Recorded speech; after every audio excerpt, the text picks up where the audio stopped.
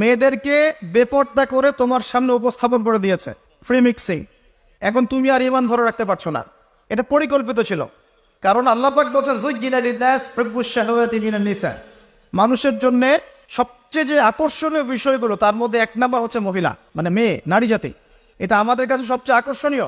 আল্লাহ পাকের সবচেয়ে সুন্দর সৃষ্টিকে মানুষ না, মানুষের মধ্যে আল্লাহ পাকের সবচেয়ে শ্রেষ্ঠ সৃষ্টিকে নারী জাতি। আল্লাহ পাক তাদেরকে সুন্দর করে সৃষ্টি করেছেন, তাই নয় কি? এই কারণে পুরুষদের সবচেয়ে আকর্ষণের জায়গা কোনটা? নারী জাতি। এই কারণে মেয়েদেরকে বেপর্দা করে তোমার সামনে ছেড়ে দেওয়া হয়েছে। জেনা বেড়েছে, ব্যভিচার বেড়েছে, ফ্রি মিক্সিং বেড়েছে, ধর্ষণ বেড়েছে, এই যে হারাম প্রেমের সম্পর্কগুলো বেড়েছে। যুবকেরা তাদের জীবনের উদ্দেশ্য ভুলে গেছে। আমার কথা কি বুঝতে পারছেন? আচ্ছা, এটা এক নাম্বার। দুই, মাদক। মাদক, যুবকদের সামনে মাদকের সহজলভ্যতা। চাইলেই হাত বাড়ালেই মাদক, হাত বাড়ালেই ইয়াবা, হাত বাড়ালেই ফেন্সিডিল, হাত বাড়ালেই হেরোইন, তাই না? কথা ঠিক না বেঠিক?